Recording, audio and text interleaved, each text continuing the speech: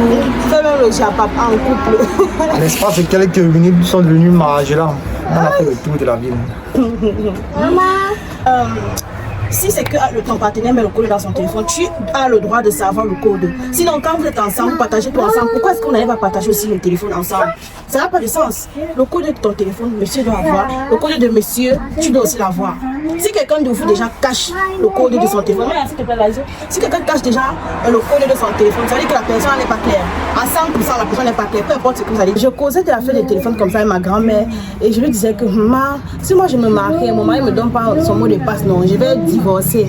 Elle m'a dit que, hey, ma fille, hey, maintenant ta tête que non, l'homme.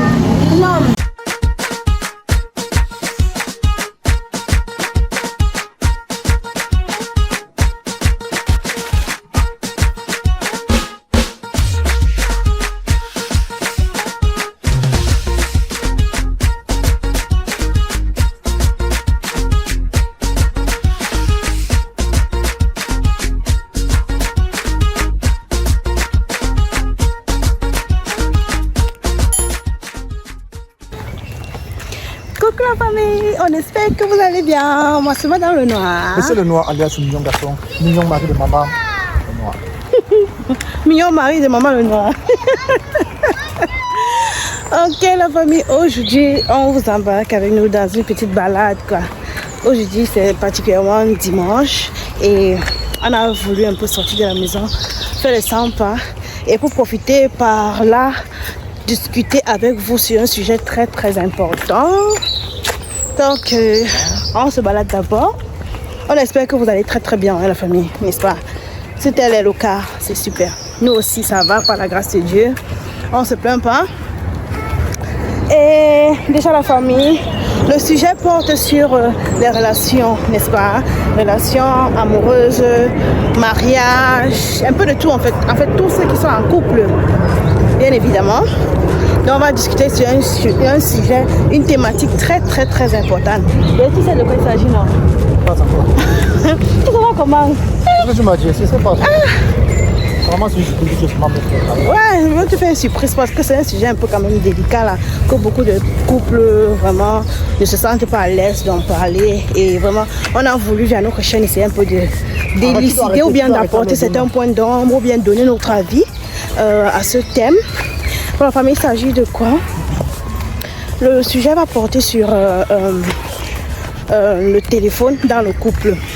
Est-ce que madame ou bien est-ce que monsieur a le droit d'avoir le mot de passe de son conjoint ou de sa conjointe? Qu'est-ce que vous en dites, n'est-ce pas?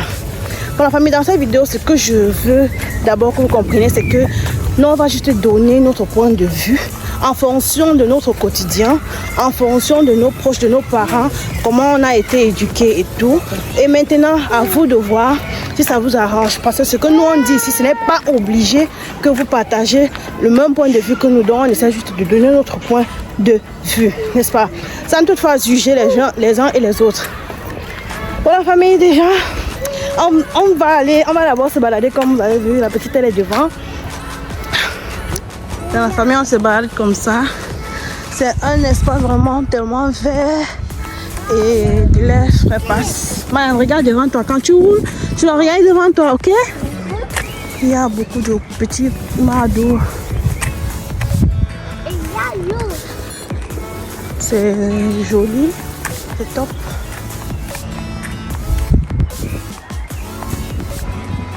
Maman, attends.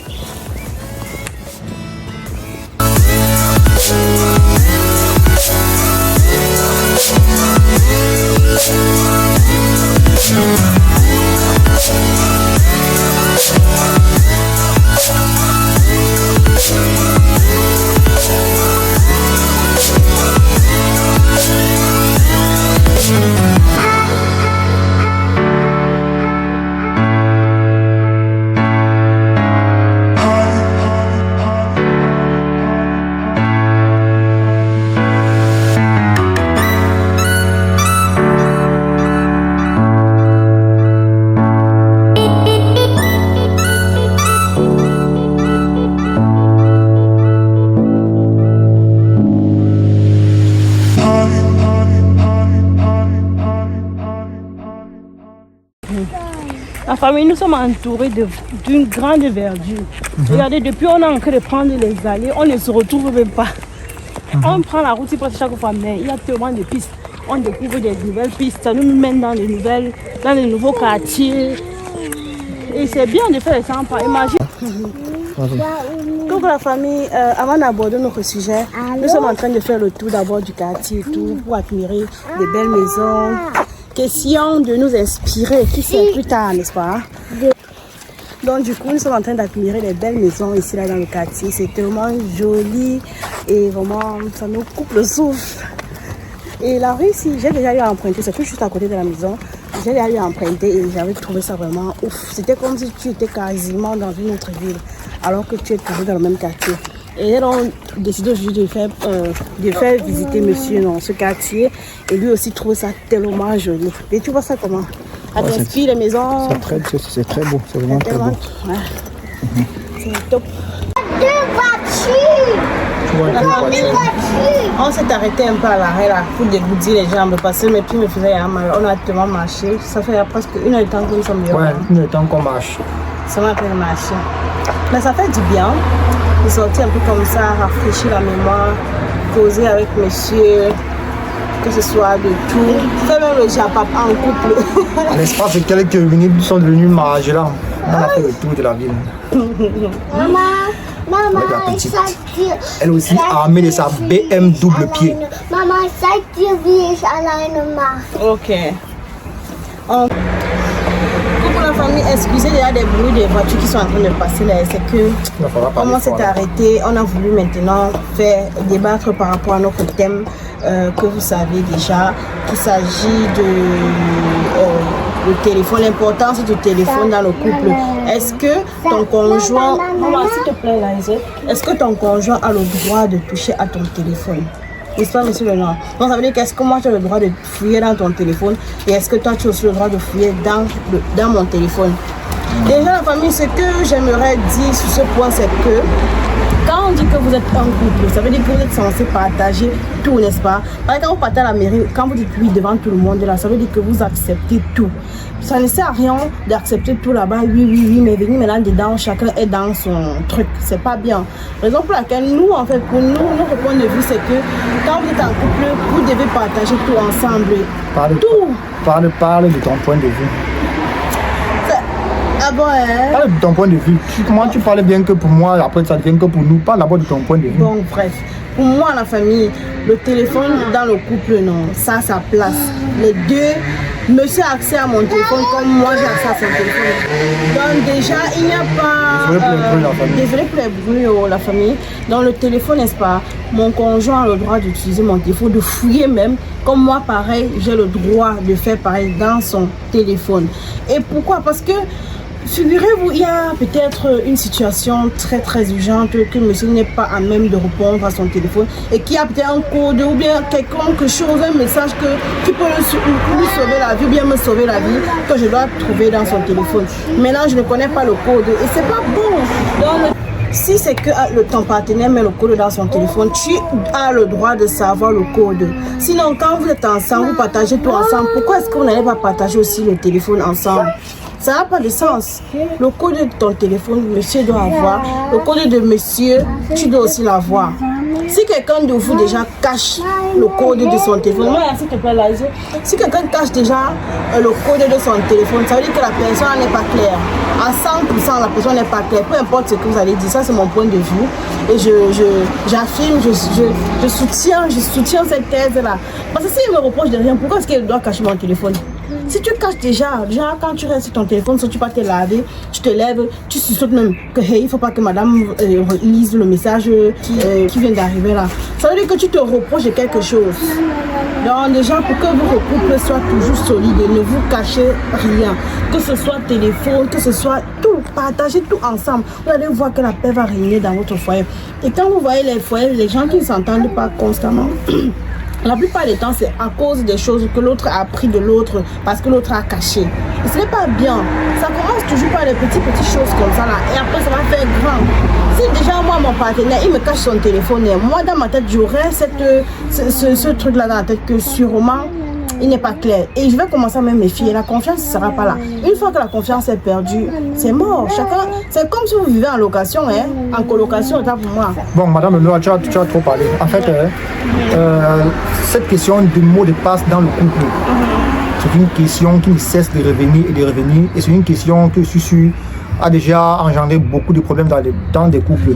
En fait, de ma part, ce qui me concerne, pas ce qui concerne Madame Noah, ce qui me concerne, je crois que pour qu'un couple puisse partager le mot de passe, il y a d'abord la confiance. Il y a la confiance parce que je ne pense pas que le premier jour que tu rencontres ta copine, déjà elle doit avoir le mot de ton. Elle doit avoir le mot de passe de son téléphone. Non, c'est pas parce que. Quand vous êtes mariés déjà.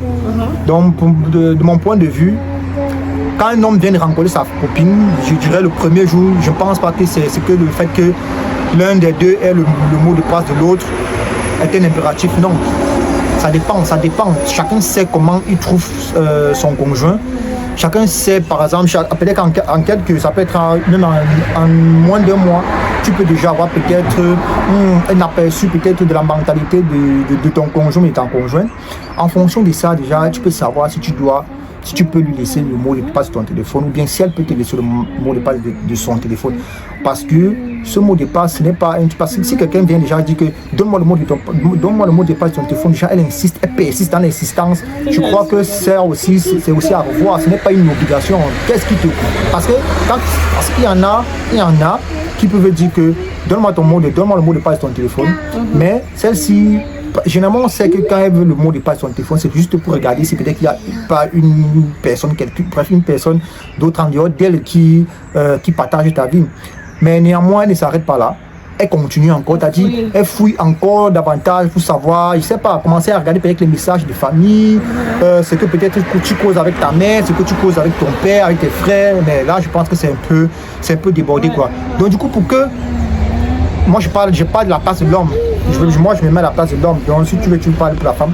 Donc, du coup, je pense que pour que l'homme puisse déjà offrir le mot de passe, le mot de passe de son téléphone à sa copine, ou bien lui, parce que là, c'est encore au stade embryonnaire, il faudrait d'abord qu'il y ait une confiance aveugle. C'est-à-dire que parce que la confiance, ça se mérite. C'est pas que tu vas venir dire, c'est pas parce qu'on dit que nous sommes en couple qu'on doit forcément partager le mot de passe du téléphone. Non, il faudrait que je puisse savoir d'abord que non, si je peux lui faire confiance, qu'elle peut regarder mon téléphone, lui. Mais tant que je n'ai pas encore le sentiment là, je pense pas que je vais lui donner le mot de passe de mon téléphone. Pourquoi? Jamais je ne ferai cela. Il faudrait d'abord que j'ai une certaine confiance ferme en la personne pour lui donner le mot de passe de mon téléphone. Parce qu'on connaît comment ça se passe, ce genre de truc. Elle prend ton téléphone et puis elle ne s'arrête pas là. Ou bien parfois c'est plus dit que bon, je veux juste prendre une photo, tu sais, mon téléphone ne fume pas. Pourtant c'est pour fouiller dans ton téléphone. Tu vois. Donc c'est sûr que dans ce cas-là, je pense que à un certain niveau de la relation, le téléphone doit d'abord rester privé. Ouais. Le téléphone doit d'abord rester privé. Parce que ce qui est dans le téléphone de la femme, l'homme ne sait pas encore. Ce qui est dans le téléphone de l'homme, la femme ne sait pas. Maintenant, je crois que peut-être si l'homme a peut-être ou bien la femme, bon, l'un des deux a souvent l'habitude de prendre le téléphone de l'autre pour fouiller, et que en retour maintenant, l'autre dit que donne-moi ton téléphone aussi, le mot de passe de son téléphone, et la personne refuse. C'est là maintenant qu'il doit avoir un problème. C'est là maintenant que le fait que la personne doit donner son mot de passe devient un impératif, parce qu'il est inadmissible que tu fouilles mon téléphone et quand en retour je vais fouiller ta part, tu me dis non. Donc ça veut dire que c'est moi l'ombudsman, quoi. Non, là je crois que cette notion de fouiller le téléphone, ça devient un impératif et chacun doit avoir le mot de passe de l'autre. Ou bien la personne qui avait enlevé le mot de passe de son téléphone remet tout simplement le mot de passe, quoi. Donc cette notion du mot de passe de téléphone, bon, si je pour pousser le bouchon un peu plus haut maintenant, je dirais en fait, bon, ce qu'elle veut dire n'est pas différent de la confiance que j'ai dit tout à l'heure. C'est-à-dire qu'il faudrait que toi-même tu sentes que la relation s'il va vraiment aboutir. Et c'est pas parce que quelqu'un te refuse le mot de passe sur son téléphone que forcément la personne en critique la relation s'il ne va pas aboutir. Non, c'est parce que la personne veut d'abord construire, parce qu'il faut d'abord mettre les bonnes fondations, parce que tout c'est le début. Parce que si déjà dès le début il y a déjà un laisser aller que mon téléphone tu prends, tu fais ce que tu veux avec, je crois que à la longue il y aura des problèmes. Donc il faudrait là que dès le début déjà qu'il y ait déjà les bases, les bonnes bases. Tu sois avec moi et te dis ok, mon téléphone pour l'instant le mot de passe. Bref, tu n'as pas besoin du mot de passe de mon téléphone. Et moi, je n'ai pas besoin de fouiller ton téléphone. Donc, ce que tu fais avec ton téléphone, ça ne me regarde pas. Moi, je me contente de mon téléphone. Mais ce que je trouve plus désagréable, c'est le fait que quand, par exemple, l'homme veut toujours fouiller le téléphone de la femme, mais il refuse que la femme fouille sa part. Il dit que non, il prend l'autorité, mais seulement le fait que, ok, c'est moi l'homme et tout. C'est où ça devient mauvais? Non, c'est mauvais. C'est où ça devient mauvais? Je n'encourage pas ça. Je n'encourage pas le voilà. Si tu prends ton mot de passe, si l'homme a accès au téléphone de la femme, c'est pareil que la femme doit avoir accès au téléphone de l'homme. Donc il n'y a pas c'est vice versa. Soit vous deux vous faites confiance, soit vous ne vous faites pas confiance. Oui. Au moins là, ok, c'est sans problème. Mais si l'autre accepte, l'autre refuse, non, là ça marche pas. Il n'y a pas l'âne. Il n'y a pas l'âne dans le coup. Et ça me rappelle, une fois quand j'étais en vacances au village, je causais de la fête de téléphone comme ça avec ma grand-mère et je lui disais que si moi je me marie, mon mari ne me donne pas son mot de passe, non, je vais divorcer. Elle m'a dit que ma fille, maintenant peut-être que non, l'homme c'est un éternel infidèle, non. Et maintenant le téléphone de la femme ne doit jamais fouiller le téléphone de son mari. C'est ce qu'elle me disait. Moi je lui dis que laisse-moi accepter, non, mais moi intérieurement je sais que jamais, ça n'a pas de sens en fait. C'est un peu comme si on prend toujours le fait que l'homme doit être au-dessus. C'est clair que l'homme c'est le chef de la famille et tout, mais concernant le téléphone, il n'y a pas que celui qui est le chef dessus, il doit avoir accès au tien et toi tu n'as pas accès à lui. Donc je sais que bon, ça ce sont les pensées de l'ancienneté et tout, sans toutefois dire que c'est pas bon, hein, mais pour moi en fait je dis ce que je pense à la famille. Tous les deux doivent se faire confiance. Comme on dit tantôt, un dicton qui dit la confiance se gagne en gouttes, mais se perd en litres. Donc, faisez un peu cela. À méditer. Donc, pour revenir encore à ce qu'on est en train de dire, il n'y a pas l'âne dans le couple. Donc, si l'un a accès au téléphone de l'autre, c'est de la même façon que l'autre doit aussi avoir accès au téléphone. Donc, comme je disais tantôt, il y a certains métiers qui nécessitent de la confidentialité. Ça veut dire que personne n'a le devoir ou bien personne n'a le droit de voir ou bien d'être au courant de ce que ce soit l'homme ou la femme communique avec ses clients, ou bien ça peut être ses clients, ça peut être un médecin, ça peut être ses patients. Donc du coup, il y a la notion de confidentialité. Donc du coup, l'homme ou bien la femme peut vraiment dire que non, chérie, cette fois-ci, le téléphone est vraiment privé. À moins que la personne ait deux téléphones. Et le fait d'avoir maintenant deux téléphones sera encore maintenant source de problèmes. Vous voyez, le fait d'avoir deux téléphones engendrant également les problèmes. Et à ce niveau, qu'est-ce qu'il faut faire? À ce niveau, bon, que chacun garde tout simplement son téléphone. Parce que là, si c'est l'homme, il dit que bon, le temps donné qu'il y a la notion de confidentialité dans mon téléphone, parce que il y a les données de mes patients ou bien les données de mes clients. Ça fait pas à la maison, ça reste au bureau. Voilà. Non, ça veut dire que parfois ça peut être des échanges qui font par WhatsApp et tout, et qui doivent vraiment rester, qui doivent être purement privés. Oui, de la femme ou bien le conjoint ne doit pas être au courant de ça. Ouais. Et aussi parfois il y a aussi dans un autre cas aussi, c'est que ça dépend aussi du métier de l'homme. Parce que l'homme peut aussi avoir certain métier à risque. Et il y a tellement de métiers, les métiers à risque, et que parfois le fait que l'homme bloque son téléphone, c'est aussi pour la sécurité de sa femme. Parce qu'il y a certaines choses que quand tu découvres, une fois que tu découvres cette chose-là, tu ne peux plus dormir. Donc parfois, à un moment, il vaudrait mieux de dormir dans l'ignorance. Oui, là c'est une chose vraiment qu'on n'est pas obligé de savoir. Donc les femmes sont obligées de savoir. Étant donné qu'on sait que la femme a un cœur vraiment fragile, l'homme dit que ok, mon téléphone reste strictement privé. Si tu veux, tu gardes ton téléphone, je n'ai pas besoin de voir ton téléphone. Mais c'est si l'homme persiste, qui veut également le mot de passe de la femme, tandis que lui refuse de montrer son téléphone, là qu'il y aura un problème. Qu'est-ce que tu voulais dire, madame? Oui, je te dis que c'est clair que l'ancienneté dit toujours que non, ne fouille pas le téléphone de la femme, et de l'homme et tout et tout. Mais non. Ça, non. Si on le fout pas devant de l'homme, on doit aussi fouiller pour la femme. Comme on disait tantôt, en fait, bref, la famille. C'était juste une manière de vous dire que quand vous êtes en couple, ça veut dire que vous avez décidé de partager le reste de votre vie ensemble. Et maintenant, pour que ce partage soit bien fait et équitable, vous devez vous faire confiance. Et la confiance commence par les bases que le couple se met pour pouvoir avancer ensemble. Et vous devez vous faire confiance. Et ça passe aussi par toutes ces petites choses-là, comme le téléphone. Si donc on a passé au téléphone, si derrière la base, la femme dit que non, monsieur ne doit pas toucher mon téléphone, et l'homme pareil, oui, ok, là, il n'y a pas de problème. Mais si les deux, l'idéal encore, c'est quand vous ne vous cachez rien. Pourquoi l'autre va cacher l'autre quelque chose si c'est qu'il n'est pas, infidèle? Donc, en fait, la famille, ça, c'était juste notre petit coup de gueule, en fait, notre petite pensée à travers, via l'affaire des téléphones dans le couple. Dites-nous ce que vous en pensez dans les commentaires, si c'est le cas chez vous. Bon, bref, chez nous, on ne se cache pas le téléphone, chacun a accès au téléphone de l'autre à volonté. Peu importe, n'importe quel, je dis à monsieur, non, donne-moi ton téléphone, j'ai accès à ça et tout. Et ça fait, on vit dans la paix, chacun a confiance à l'autre. La confiance s'instaure encore le plus. C'est clair qu'on dit que tu ne peux pas suivre l'homme ou bien la femme à 100%, mais le fait d'avoir accès à ces trucs privés, ça en dit beaucoup de choses. Vous voyez un peu la famille, donc c'est un peu ceci là qu'on voulait partager avec vous. On espère que la vidéo vous a plu. Si tel est le cas, laissez-nous un commentaire et dites-nous ce que vous en pensez et ce que vous pensez par rapport au fait du téléphone dans le couple. Et on espère que vous allez vous porter bien jusqu'à la prochaine vidéo. On se voit à la toute prochaine vidéo. Bye bye. Bye.